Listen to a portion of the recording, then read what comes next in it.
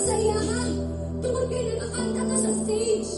Magtuon ha, na nakaila ka sa iya ha. Tungod kay ginapost na ko sa akong Facebook. Ginaingon na ko, nag-risuanon ko. Nagkakanta ko sa akong church. Leader ko sa akong church. But the Lord doesn't want your title. The Lord wants your heart. Kung kadalasan ang atong ginahatag sa Ginoo salin, ginahatag nato ang atong kaya na ihatag. Ginahatag nato ang katong sayon. Ginapili nato ang bersikulo sa Biblia nga sayon buhaton, sayon tumanon. Pero ang pulong, mao'y dapat na mupako sa atong kinabuhi. Dili kita ang mupako sa pulong para lang muanhay sa atong kinabuhi.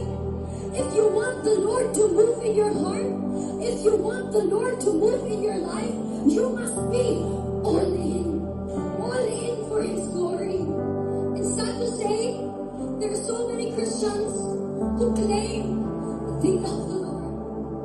So many Christians in this generation who claim that Jesus is their everything, but they're not intimate with Him in the secret place. So many people who claim that they love the Lord, but they are just loving Him on the platform. They are just loving Him on stage. But on stage, they do the very things that break the heart of Jesus.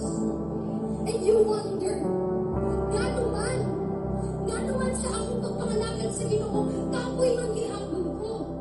Gano man sa akong pagpangalagan sa Ginoo, uhaw man gihapon ko.